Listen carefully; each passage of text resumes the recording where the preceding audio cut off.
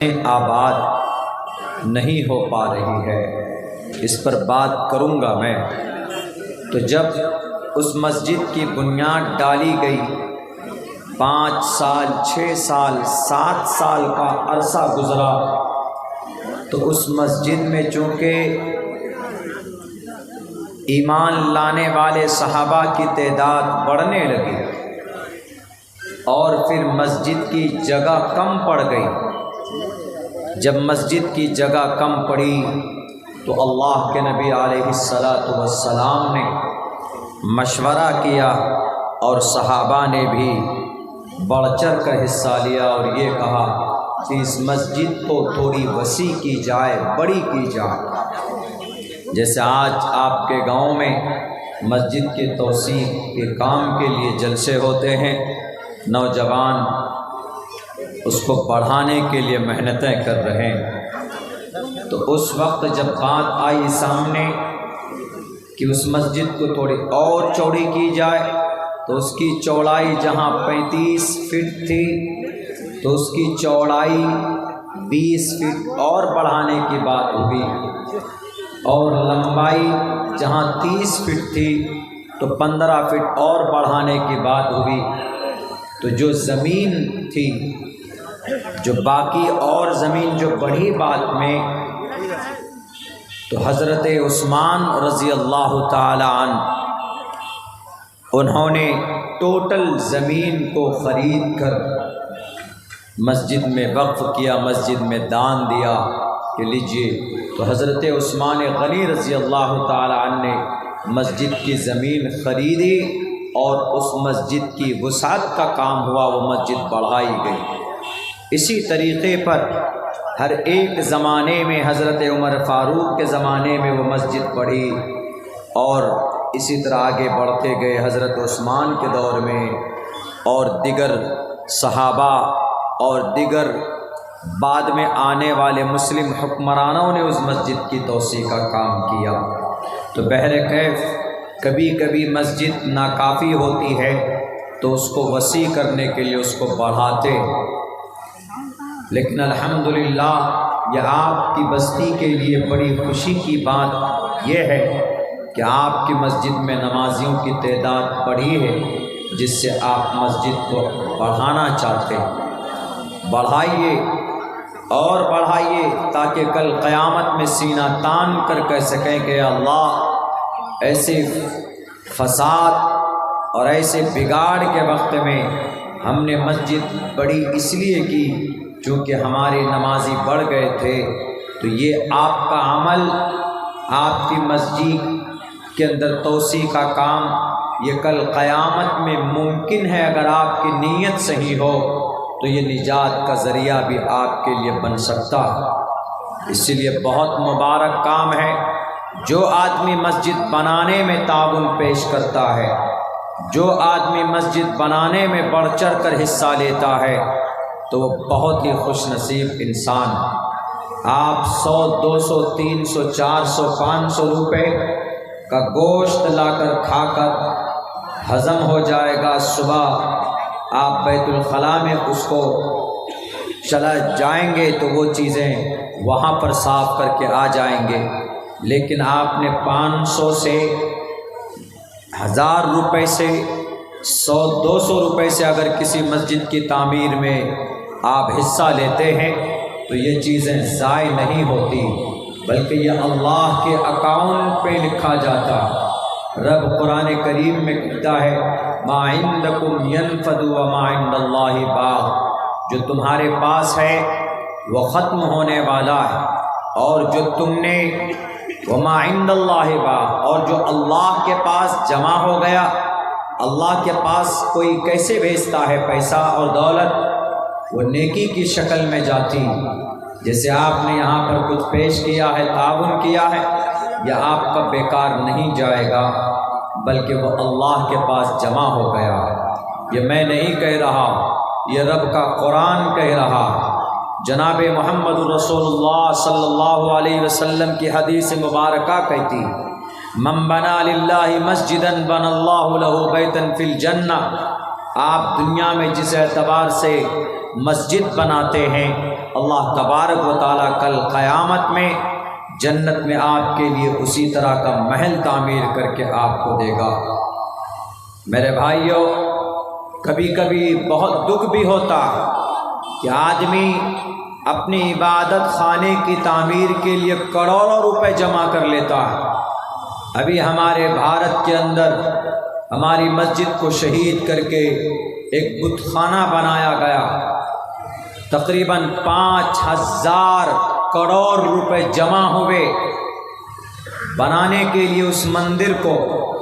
جس کو رام مندر بولتے ہیں۔ بابری مسجد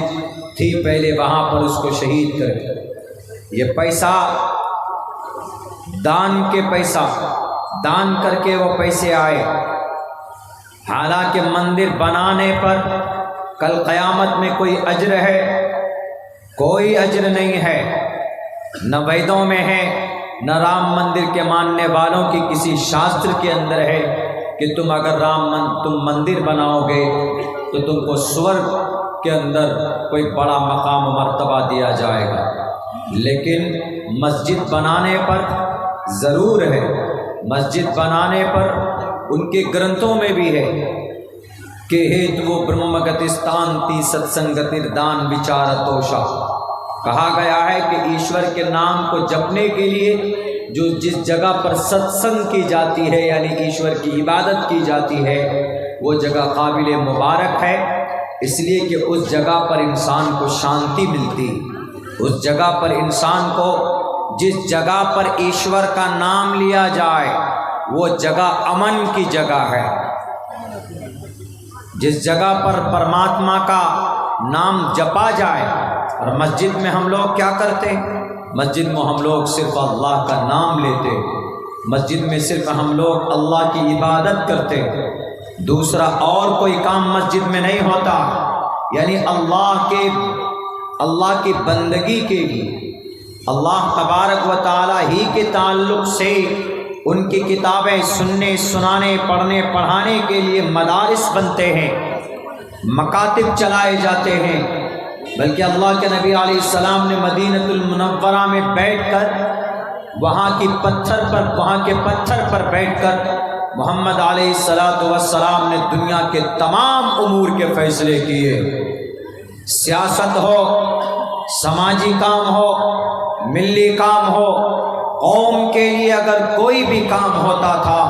تو آپ علیہ السلام وہی مسجد نبوی پر بیٹھ کر وہ کام انجام دیتے تھے۔ یہاں تک کہ صحابہ کرام کو جنگ میں بھیجنے کا کام اسی مسجد نبوی سے ہوا کرتا تھا، مسجد سے ہوتا تھا۔ نکاح بھی ہو تو مسجد میں ہو، دینی کوئی بھی مشورہ ہو تو مسجد میں ہو، ہمارے بچوں کی تعلیم کا بندوبست مسجدوں کے اندر ہو۔ دنیا کو نہیں معلوم تو معلوم ہونا چاہیے کہ دنیا کا سب سے پہلا مدرسہ اگر کہیں پر تھا تو مسجد کے اندر تھا، جس کو آج دنیا اصحاب صفہ، مدرسہ صفہ جو مسجد نبوی کے بالکل قریب میں ایک چبوترا بنا دیا گیا تھا پتھر کا، تو صحابہ کرام وہیں پر بیٹھ کر قرآن کو سیکھتے تھے، اللہ کے نبی پر جو حدیث نازل ہوتی تھی اس کو یاد کیا کرتے تھے، اور جو صحابہ دور سے آتے تو وہ وہیں پر رکتے تھے، قیام کرتے تھے، اور اسی سے جو صحابہ پہلے سے قرآن اور احادیث کی جو جانکاری ہوتی تھی وہ ان سے سیکھا کرتے تھے۔ آج ہم لوگ مسجد سے الگ ہو گئے، آج صرف اذان ہو تو مسجد میں وہی 10-5 لوگ پہنچتے ہیں نماز پڑھنے کے لیے، باقی مسلم نوجوان، مسلم ہمارے سماج کا ایک بڑا طبقہ مسجد سے بالکل الگ تھلگ رہتا، جس کی بنیاد پر مسجد، اگر آپ مسجد کو آباد نہیں کریں گے، نمازیوں کی تعداد نہیں بڑھے گی، تو آپ کیا سمجھتے ہیں کہ وہ مسجد آپ کے لیے خیر کا ذریعہ بنے گی؟ جب مسجدیں آباد نہیں ہوتی ہے تو مسجد کے دل سے پوچھو، ان کے دل سے ہو سکتا ہے آپ کے تباہی اور بربادی کے لیے کوئی آہ نکلتی ہو۔ میرے بھائیوں، دنیا کے اندر 4 مسجد کا چرچا میں کروں گا آپ کے سامنے، جن میں سے 2 مسجد ہیں جو محفوظ، باقی 2 مسجد ایسی ہے جو اتنی رو رہی ہے، اذان کی آواز کے لیے ترس رہی ہے، اور کوئی ایمان والا اس کو بچانے والا نہیں ہے۔ جہاں اذان کی آواز ہوتی تھی وہاں پر آج بت پرستی کے سانگ بجتے ہیں، گانے بجتے۔ مسجد نبوی، مسجد حرام، اللہ نے ان کو محفوظ رکھا، کوئی نہیں پہنچ سکتا، یہاں تک کہ دنیا کا سب سے بڑا فتنہ دجال اس دھرتی پر آئے گا، وہ پوری دنیا کو تباہ و برباد کرے گا، لیکن وہ ان دونوں شہروں میں پہنچ نہیں سکتا ہے۔ مسجد حرام کو، مسجد حرام کا مطلب مبارک مسجد، بہت ہی قابل احترام والی مسجد، دنیا کے اندر سب سے مبارک اور محترم کوئی مسجد ہے تو مسجد حرام۔ دوسرے نمبر پر مسجد نبوی، مدینۃ المنورہ، شہر مدینہ میں۔ تیسری مسجد مسجد اقصی، تعمیری کام کے اعتبار سے جب مسجد حرام بنی اس کے 40 سال کے بعد سیرت ابن ہشام نے اپنی کتاب کے اندر یہ تشریح کی، وضاحت کی، لکھی کہ 40 سال کے بعد مسجد اقصی کی بنیاد ڈالی گئی، لیکن فضیلت کے اعتبار سے دوسرے نمبر پر مسجد نبوی ہے، مدینۃ المنورہ کی مسجد ہے۔ تیسرے نمبر پر مسجد اقصی۔ آج 1967 سے لے کر آج تک مسجد اقصی یہودیوں کے قبضے میں۔ چوتھی مسجد قرطبہ کی جامع مسجد ہے، اندلس، اسپین، قرطبہ کی جامع مسجد بہت پرانی مسجد ہے، آپ کو شاید پتہ نہ ہو، 784 یا 85 عیسوی میں اس مسجد کی بنیاد رکھی تھی عبد الرحمن الاول بادشاہ نے، لیکن آج وہ بھی مسجد یہودیوں کے قبضے میں ہے۔ اس مسجد کو گرجا گھر بنا دیا، یعنی اس مسجد میں اذان نہیں ہوتی، اس مسجد میں 5 وقت کی نماز نہیں ہوتی، نہ مسجد اقصی میں، مسجد اقصی کے کونے میں کہا گیا ہے ان یہودیوں نے، ظالم اسرائیل کے اندر بسنے والے نتن یاہو کے ان چیلوں نے اس مسجد کو اپنے نرغے میں لے رکھا۔ 1967 سے لے کر آج تک وہ مسجد یہودیوں کے قبضے میں۔ ہماری مسجدیں کیوں چھینی جا رہی؟ بھارت کے اندر یہ اتر پردیش کا لال بجکر، اس کو کچھ نظر نہیں آتا، کچھ نہیں دکھتا ہے، جب دیکھتا ہے کہ ہماری کرسی ٹوٹنے والی ہے تو وہ بلڈوزر پھینک کسی نہ کسی مسجد کو توڑنے کی بات کرتا ہے، کچھ نوجوانوں کو اگر کر دیتا ہے۔ انہیں پتہ ہونا چاہیے لال بجکر صاحب کو کہ لال بجکر صاحب مسجد کسی مسلمان کی نہیں ہے، مسجد اللہ کا گھر ہے۔ جس جگہ پر جو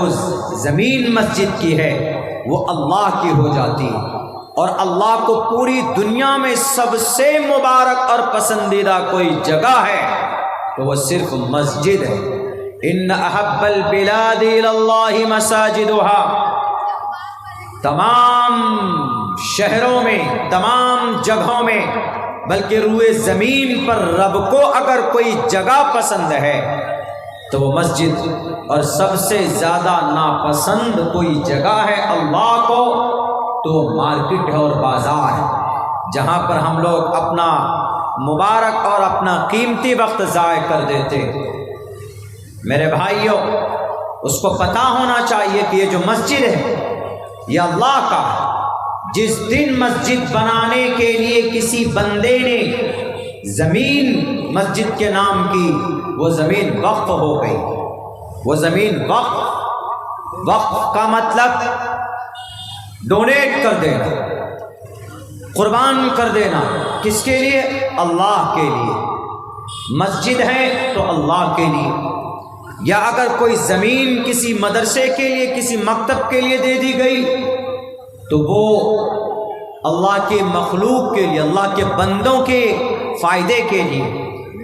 انہی وقف کی پراپرٹی انہی کو بولا جاتا ہے۔ جو مسجد ہے وہ وقف کی پراپرٹی ہے، اور ہمارے بھارت کے اندر جو زمین وقف کی گئی ہے، یعنی ہمارے پوروج نے، بادشاہوں نے، مالداروں نے جو ہمارے ہندوستان میں جو زمین وقف کیے ہیں، پتہ ہے ان کی کتنی تعداد ہے، کتنے ایکڑ میں ہے؟ 9.5 لاکھ ایکڑ زمین وقف کی ہے بھارت کے اندر۔ 9.5 لاکھ ایکڑ زمین، 9 ایکڑ نہیں، 900 ایکڑ نہیں، 9000 ایکڑ نہیں، 9.5 لاکھ ایکڑ زمین وقف کی ہے، یعنی اللہ کے نام پر لوگوں نے وقف کیے ہیں۔ انہی زمین کو ہڑپنے کے لیے، انہی زمین پر ناجائز تسلط جمانے کے لیے، انہی زمین پر ناجائز قبضہ کرنے کے لیے Mr prime minister Mr Modi ji نے ایک نیا سنشودھن لانے کی بات کہی۔ یعنی ابھی اگر آپ کے ضلع کٹیہار میں کوئی وقف کی پراپرٹی ہے تو آپ کے ضلع کٹیہار میں جو وقف کی کمیٹی ہوگی تو اس زمین کا دیکھ بھال کرنے والا، تو وہ جو وقف کی کمیٹی کا ہیڈ ہے، متولی ہے، جو ممبران ہیں وہ ہوں گے، اور وہ ٹوٹل ممبران مسلمان ہوں گے۔ یہ ابھی تک تھا، لیکن جب یہ قانون آئے گا تو آپ کے کٹیہار میں وہ جو وقف کے ٹیم کا جو سب سے بڑا سردار ہوگا وہ ڈی ایم ہوگا، اور 2 غیر مسلم ہوں گے اس کے ممبر۔ یعنی سنستھا ہماری، زمین ہماری، دیکھ بھال کرنے والے آپ کون ہوں گے جی؟ ڈی ایم کیوں ہوگا؟ اور 2 غیر مسلم ممبر کیوں ہوں گے؟ یہ بات سمجھ کے خلاف ہے۔ اسی کے لیے ہم لوگ پروٹیسٹ کر رہے ہیں، اسی کے لیے ہم لوگ احتجاج کر رہے ہیں کہ ہمیں یہ قانون پسند نہیں۔ جب زمین ہماری ہے، آپ کے گاؤں میں جو مسجد ہے، وہ جس نے بھی زمین دی یا دیں گے، وہ زمین مسجد کا متولی بیچ نہیں سکتا ہے، یا مسجد کے کام کے علاوہ دوسرے کام میں استعمال نہیں ہو سکتا ہے، چونکہ ایک چیز جب وقف ہو گئی اس کو نہیں بیچ سکتے۔ لیکن Mr prime minister Mr Modi اس کو بیچنا چاہتے ہیں۔ بیچا ہے۔ ممبئی کے اندر جو سب سے بڑا ادیوگ پتی ہے امبانی صاحب، ان کی جو ڈپلیکیٹ جنت ہے انٹیلیا، 4000 اسکوائر فٹ پہ ہے، 21 کروڑ، ماتر 21 کروڑ، حالانکہ 21 کروڑ اس کے لیے کوئی بڑی رقم نہیں، 21 کروڑ روپے میں انہوں نے وہ زمین خریدی۔ جب تحقیق کی گئی پتہ یہ چلا کہ وہ وقف کی زمین ہے۔ وقف کی زمین کوئی نہ بیچ سکتا ہے نہ کوئی خرید سکتا ہے۔ وقف کی زمین کو صرف قوم کی فلاح کے لیے، سماج کی ترقی کے لیے، اللہ کی عبادت کے لیے، اللہ کو راضی کرنے کے لیے استعمال کیا جا سکتا ہے، اور کسی دوسرے یا تیسرے مقصد کے لیے نہیں ہو سکتا۔ لیکن اس کو 21 کروڑ روپے میں بیچا گیا، اور ابھی اس کا کیس کورٹ میں چل رہا۔ ایک آدمی کو خوش کرنے کے لیے قانون لایا، سوچا کہ یہ قانون آئے گا تو اس علاقے کا جو ڈی ایم ہوگا وہ فوراً کلین چٹ دے دے گا ڈپلیکیٹ کی جنت کے رکھوالے کو، اور اس کو کہا جائے گا کہ بھئی آج سے یہ زمین آپ کی ہے۔ میرے بھائیوں، وقف کی پراپرٹی کوئی نہیں بیچ سکتا۔ یقیناً ہمارے وقف کے ذمہ داروں سے کوئی نہ کوئی غلطی ہوئی، اور یقیناً ہوئی۔ اگر یہ وقف کی پراپرٹی کی صحیح دیکھ بھال کرتے لوگ، اس کا پیسہ صحیح استعمال میں ہوتا، تو آج آپ کو آپ کی مسجد بنانے کے لیے چندہ نہیں کرنا پڑتا۔ اتنا بڑا پروگرام کر کے، اتنی محنت کر کے، پیسہ اکٹھا کر کے آپ کو مسجد کی تعمیر کے لیے اتنی قد و کاوش نہیں کرنی پڑتی، کیونکہ وقف کی پراپرٹی کی اتنی آمدنی ہوتی کہ ہم مسجد کی زمین بھی خریدتے، اس میں عالی شان مسجد بھی بناتے، اس میں مکتب بھی بناتے، اس میں مدرسہ بھی بناتے، یہ سارے کام وقف کی پراپرٹی کی آمدنی سے ہوتا۔ آپ کہیں گے کہ مولانا اتنا پیسہ کیسے آتا؟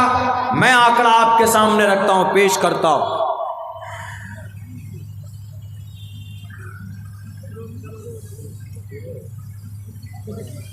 شکریہ، جزاک اللہ۔ مہاراشٹرا میں 30% وہاں پر 1 لاکھ ایکڑ زمین مہاراشٹرا میں ہے وقف کی، ان میں سے 70,000 ایکڑ زمین ناجائز قبضہ ہے اس پر، یعنی وقف کے پاس نہیں، وقف کے پاس ماتر 30,000 ایکڑ زمین ہے۔ اس 30,000 ایکڑ زمین پہ جو کرائے پہ ٹاور لگا ہے نا، ٹاور، موبائل کا ٹاور، ریڈیو کا ٹاور، یہ سب،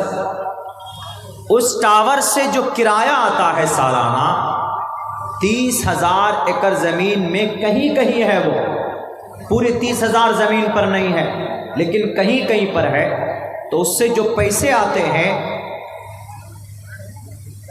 1 سال میں 10 کروڑ روپے کی آمدنی ہے صرف صوبہ مہاراشٹر میں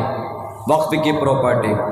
بتائیے اگر صوبہ مہاراشٹر کی وقف کی جو کمیٹی ہے اگر ان 10 کروڑ روپے کو صحیح سے استعمال کرے، مسجد کے اماموں کو تنخواہ دے، مسجد کے مؤذنوں کو تنخواہ دے، جہاں مکتب نہیں ہے تو مکتب بنائے، جہاں قرآن و حدیث کا درس نہیں ہوتا اس کے لیے مدرسہ بنائے، قوم کا، سماج کا بڑا کام ہو